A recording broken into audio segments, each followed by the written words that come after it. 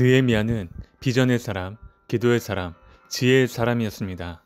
그는 하나님의 성전이 수치를 당하고 이방인의 발에 짓밟혔다는 말을 듣고 목숨 걸고 기도했습니다.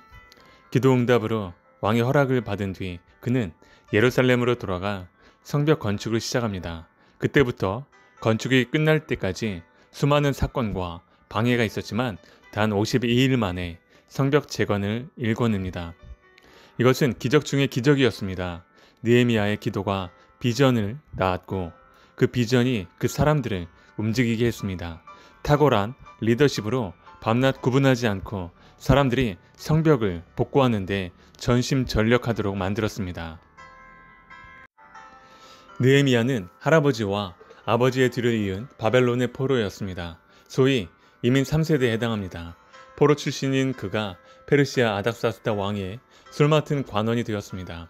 술 맡은 관원은 굉장히 중요한 직책으로 임금과 음식을 나누면서 국정을 논하고 여러 가지 자문을 해주는 역할입니다. 그는 실력이 있었고 왕의 마음에 딱 드는 매력 있는 자였습니다. 뿐만 아니라 느헤미야는 하나님을 경외하며 기도하는 사람이었습니다. 사실 세상에서 잘 나가는 사람은 믿음이 약할 수 있습니다. 또한 믿음만 강조하는 사람은 현실을 헤쳐나가는 능력과 기술이 부족할 수 있습니다. 느헤미야처럼 실력과 하나님을 경외하는 마음을 가진 사람이 세상을 변화시킬 수 있습니다. 하나님께서는 왕을 통해 느헤미야에게 예루살렘으로 돌아가 성벽을 건축하라는 명령을 내리게 하십니다. 간절한 기도는 비전을 잉태합니다. 비전은 기도를 먹고 자랍니다. 비전이 있을 때 리더십이 생깁니다. 느헤미야의 비전은 무너진 성벽을 재건하는 것이었습니다. 우리 마음속에 비전이 심어지면 못할 것이 없습니다. 불가능이 가능해지고 성벽이 복구되고 성전이 지어지고 하나님의 교회가 부흥하게 됩니다. 비전이란 목숨을 거는 것입니다. 생명을 걸고 기도하고 금식하고 하나님께 나아갈 때 하나님께서 우리를 도와주십니다. 그때 교회가 부흥하는 것입니다. 하나님의 일에는 훤히 뚫린 대로가 열리지 않습니다. 항상 구불구불 골짜기와 깊은 바다와 도둑대가 출몰합니다. 이런 일을 겪으면서 하나님의 사람들은 단단해지기 시작합니다. 느헤미야는 고난이 닥칠 때마다 말 대신 기도를 했고 사람들에게 하소연하기 전에 금식을 했습니다. 성벽을 재건한 뒤에는 에스라와 함께 말씀 부흥과 신앙 개혁을 이끌었습니다. 지금 한국 교회는 바람 앞에 촛불과 같고 낭떠러지에 서 있는 것 같습니다.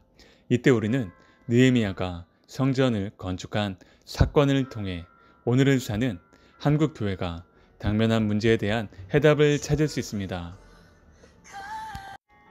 느헤미야의 개혁 정신은 말씀으로 돌아가는 것입니다.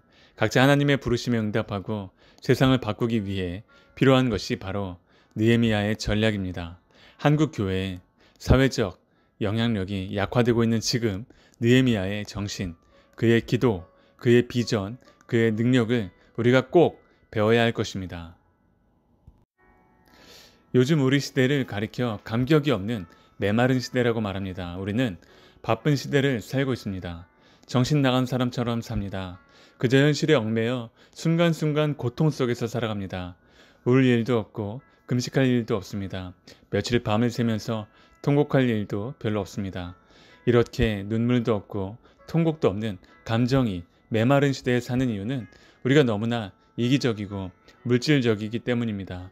잠시 슬픈 영화나 드라마를 보면서 눈물을 흘리는 정도입니다. 그렇게 우는 눈물은 허무감만 안겨줍니다. 경쟁하고 싸우고 탐욕과 욕심에 얽매여 분노하고 미워하며 사는 것이 우리 삶의 현실입니다. 다시 말하면 도대체 내가 왜 사는지, 어떻게 살아야 하는지, 내 인생의 목적과 방향이 무엇인지 모른 채 산다는 것입니다. 느헤미야의 기도의 특징은 첫째, 문제가 생기면 사람을 찾지 않고 하나님 앞으로 나아갔다는 것입니다.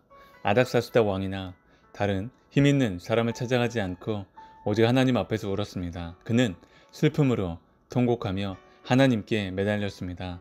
우리는 어려운 문제가 생기면 마음이 급하여 자신을 도와줄 사람부터 찾게 됩니다.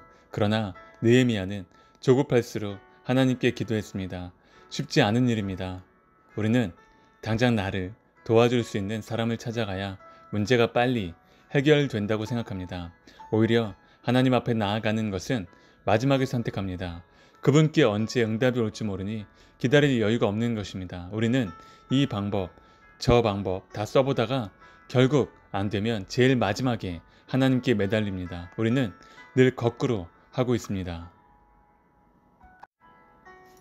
느헤미야가 기도할 때 우리와 다른 점은 하나님의 능력과 위대하심과 하나님이 창조주이심을 먼저 선포했다는 것입니다. 우리는 너무 조급해서 내 이야기부터 꺼내고 봅니다. 하지만 느헤미야는 그렇지 않았습니다. 하늘의 하나님 여호와라는 말은 창조주 하나님, 크고 두려우신 하나님, 능력 있는 하나님이라는 뜻입니다. 언약을 지키시며는 하나님의 신실함을 믿는 기도입니다. 하나님께는 한 가지 약점이 있습니다. 그것은 우리를 사랑하신다는 사실입니다. 그 약점을 붙들고 하나님께 살려달라고 매달리면 구원해 주시는 분입니다. 그러니 하나님의 사랑을 기억하고 그것을 꼭 붙드십시오. 매를 좀 맞더라도 불순종하면 흩어지고 순종하면 다시 모아주신다는 하나님의 말씀을 붙들고 기도한 느헤미야처럼 기도해야 합니다. 사람들은 기도할 때 자신이 원하는 시간, 자신이 원하는 방법으로 하나님이 응답해 주시기를 원합니다. 우리 마음대로 하나님을 조정하려는 것입니다. 그러나 하나님은 우리 인간들의 조정을 받을 분이 아니십니다. 하나님께서는 기도 응답을 해주실 때 하나님의 때에 하나님의 방법으로 하십니다.